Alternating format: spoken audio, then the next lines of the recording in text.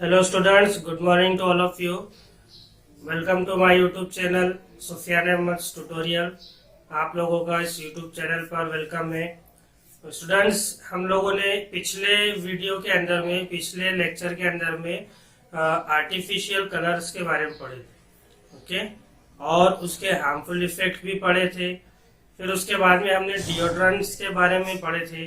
Deodorants जो as a perfume use किया जाता है, और उसके अपन ने हार्मफुल इफेक्ट भी पढ़े थे। और इस डिओड्रेंट्स के डिफरेंट टाइप्स पढ़े थे, 3 टाइप्स पढ़े थे, क्लिनिकल डिओ, ऑर्डिनरी डिओ और ट्रांसपेरेंट डिओ, ट्रांसपर्सिपेंट डिओ। ये 3 टाइप्स अपन ने यहाँ पर डिओड्रेंट के पढ़े थे।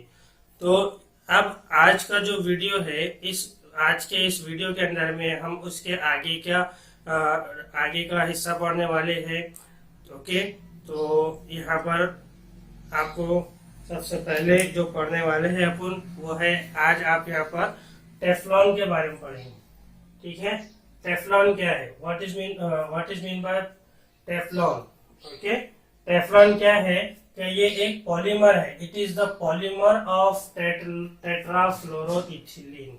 ये क्या है, पॉलीमर है एक टेट्राफ्लोरो इथिलीन का। पॉलीमर मतलब स्मॉल रिपीटिंग सब यूनिट जिसे अपन कहते हैं, यानी कि ये टेट्राफ्लोरो इथिलीन से मिलकर बना हुआ एक लंबी चेन पॉलीमर सब यूनिट होता है, उससे ये बना होता है। ओके, और इस टेफ्लॉन को रॉय जे प्लंकेट नाम के एक साइंटिस्ट ने डिस्कवर किया था इन 1938 के अंदर में।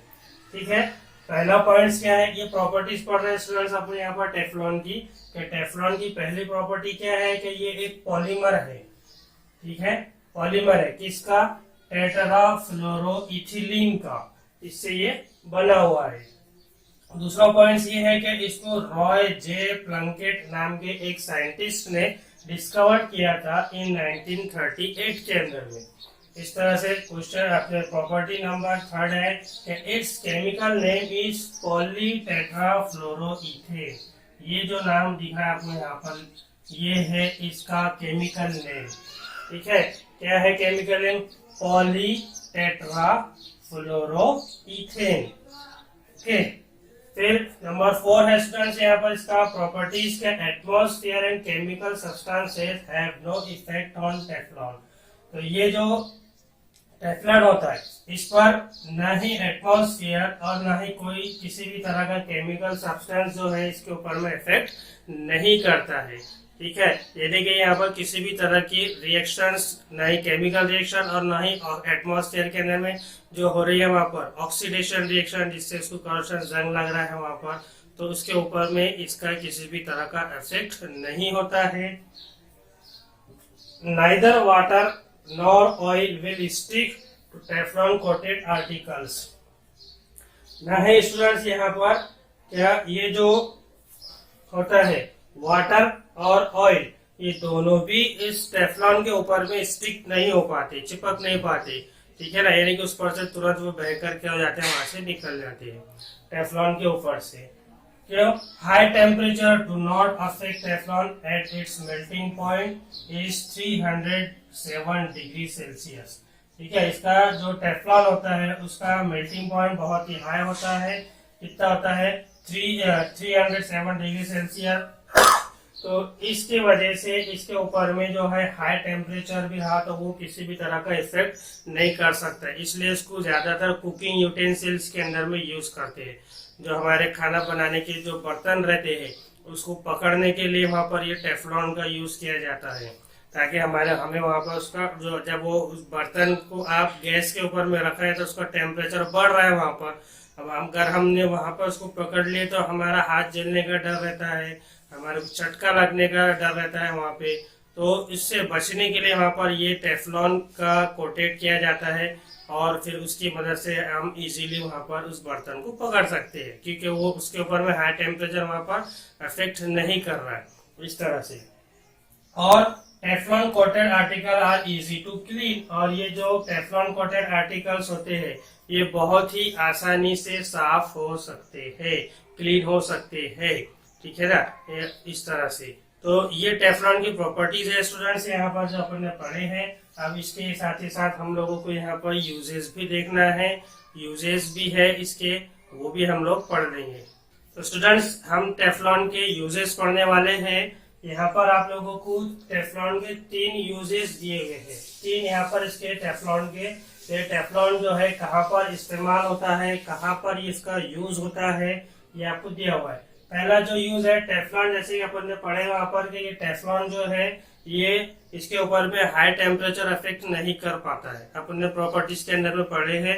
इसलिए ये क्या होता है, ये किचन वेयर्स या फिर जो खाना पकाने के जो अपने बर्तन होते हैं, कुकिंग यूटेंसिल, उसके अंदर में इसका यूज होता है। ठीक है ना, क्यों हो रहा, because Teflon is a poor conductors of heat and electricity. यहाँ पर आप लिख सकते हैं Teflon is poor conductors of heat and electricity. ये इसके अंदर में से हीट और इलेक्ट्रिसिटी जो है आसानी से यहाँ पर पास नहीं हो पाती, ये हीट को और इलेक्ट्रिसिटी को कंडक्ट नहीं कर पाता है। ठीक है, इसलिए therefore Teflon coated wires and parts are used in high technology electronic instrument. अब ये poor conductors of heat and electricity है, इसलिए इसका जो यूज है टेफ्लॉन कोटेड वायर्स के अंदर में किया जाता है।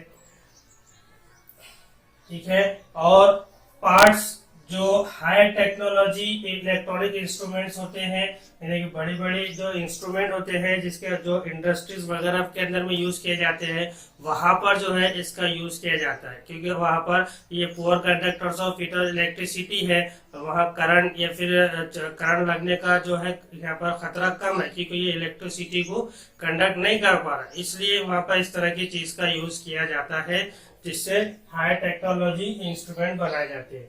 दूसरा यूज ये है स्टूडेंट्स यहाँ पर, it is use for making non stick kitchen ware. Non stick kitchen ware को यहाँ पर इसका बनाने के लिए यूज किया जाता है टेफ्लॉन का। अपन ने अभी प्रॉपर्टीज में पढ़े हैं, क्या ये जो टेफ्लॉन होता है उसके ऊपर में ना ही ऑयल और ना ही वाटर स्टिक हो पाता है, इसलिए बोल रहे हैं यहाँ पर कि इसका इस्तेमाल, इसका यूज किचन वेयर के अंदर में यूज किया जा रहा है। थर्ड यूज जो है टेफ्लॉन का, the coloured metal sheets of 2 wheelers and 4 wheeler are given a Teflon coating to protect them from damage due to high temperature and rain. 4 wheeler और 2 व्हीलर के जो व्हील्स होती है उसके ऊपर में एक व्हाइट कलर की, सिल्वर कलर की आपने एक छोटी प्लेट देखी होंगी लगी हुई, ठीक है ना, तो उसके ऊपर में वो जो प्लेट होती है वो टेफ्लॉन कोटेड होती है, तो मेटल की कलर मेटल शीट होती है वो, तो वो क्यों लगाया जाता है वहां पर व्हील के ऊपर, तो calculate to protect from damage due to high temperature and rain. तो अब रेन वहां पर वो मेटल रहता है उसके अंदर में, तो वो अगर रेन हो रहा है, मॉइस्चराइजेशन हो रहा है वहां पर, तो उसके ऊपर में जंग लग सकता है, वहां पर करोशन हो सकता है, और साथ ही साथ ऑक्सीडेशन रिएक्शन हो सकती है वहां पर, जिसकी वजह से वहां पर क्या हो रहा है, करोशन लग रहा है, तो उससे वो जंग न लगे वहां पर, इसलिए वहां पर ये शीट का यूज किया जाता है जो कि टेफ्लॉन से बनी हुई होती है। या फिर इलेक्ट्रिसिटी जो वहां पर जो कंडक्शन इसका है, पुअर कंडक्शन है इलेक्ट्रिसिटी का, तो उस कारण से भी यहाँ पर इसका यूज किया जाता है। 4 व्हीलर और 2 व्हीलर्स की जो व्हील रहती है उसके ऊपर में इसका यूज किया जाता है। तो ये है स्टूडेंट्स यहाँ पर इसके टेफ्लॉन के 3 यूजेस जो अपन ने पढ़े हैं। अपन ने प्रॉपर्टीज ऑफ टेफ्लॉन पढ़े हैं और साथ ही साथ यहाँ पर ये टेफ्लॉन की यूजेस भी पढ़े हैं। इस पर क्वेश्चन इस तरह से आ सकता है कि write down the properties of Teflon and right there uses, दोनों आ सकते हैं, या फिर write down the uses of Teflon.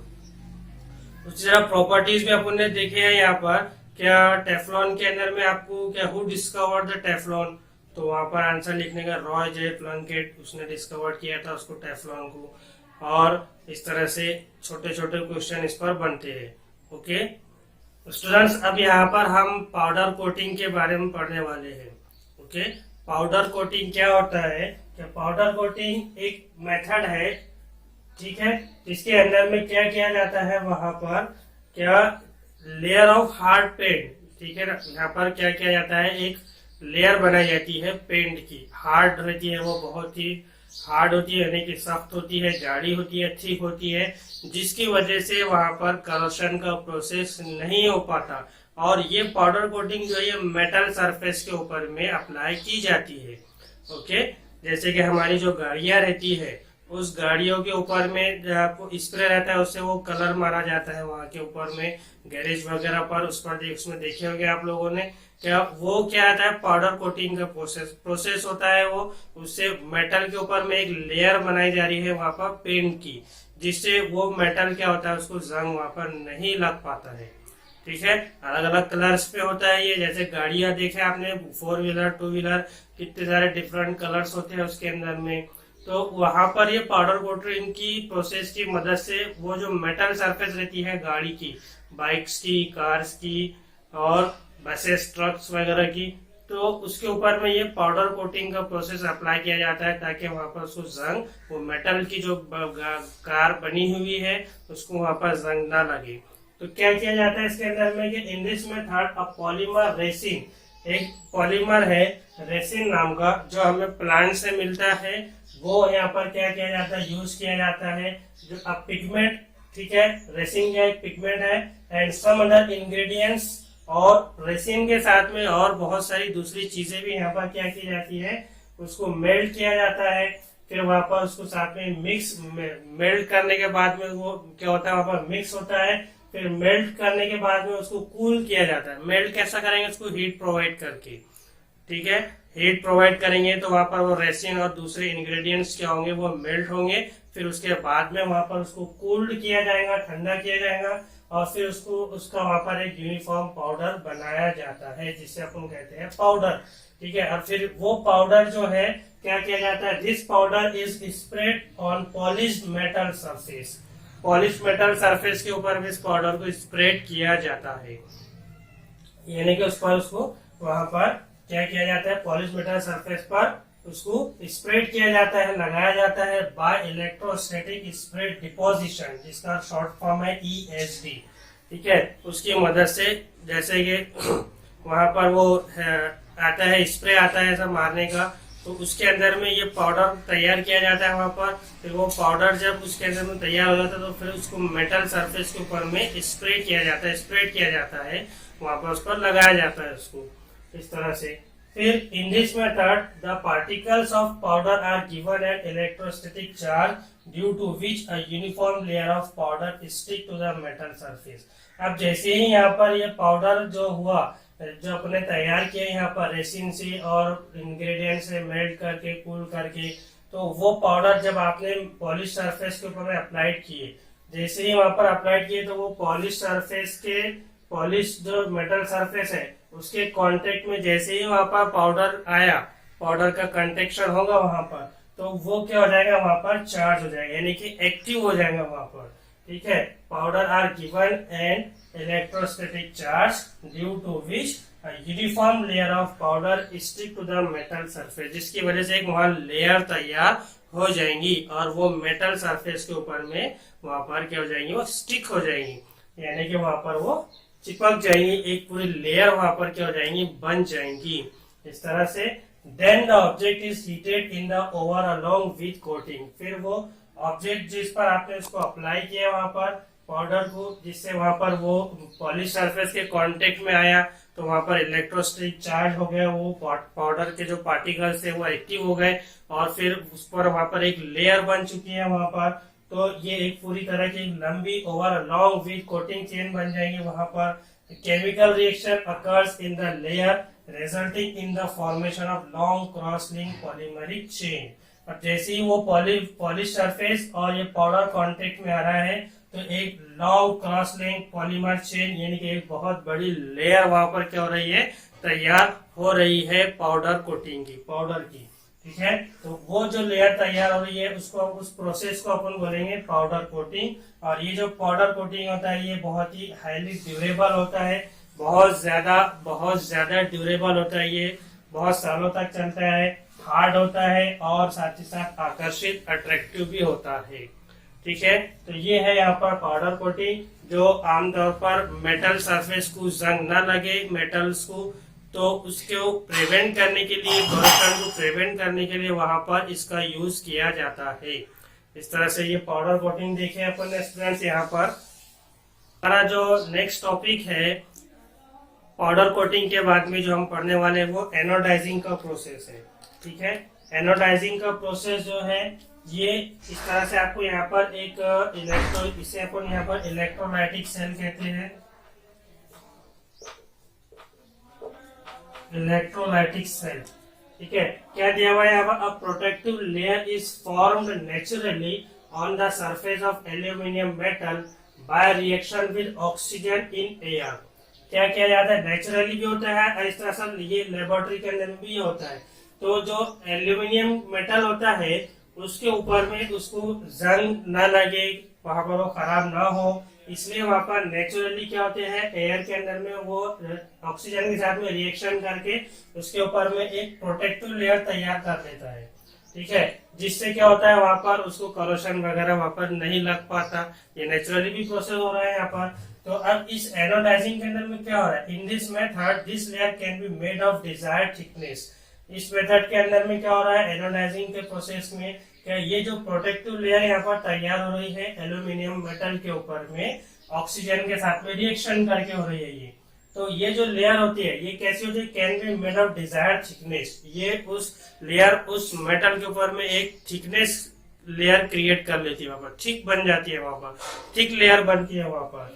ठीक है, तो एनोडाइजिंग का ये जो प्रोसेस है ये डन बाय इलेक्ट्रोलाइसिस, यानी कि ये जो इलेक्ट्रोलाइसिस बोले तो इलेक्ट्रिक करंट की मदद से ये किया जाता है एनोडाइजिंग का प्रोसेस। ये यहाँ देख रहे हैं, ये इसको इलेक्ट्रोलाइटिक सेल बोलते हैं।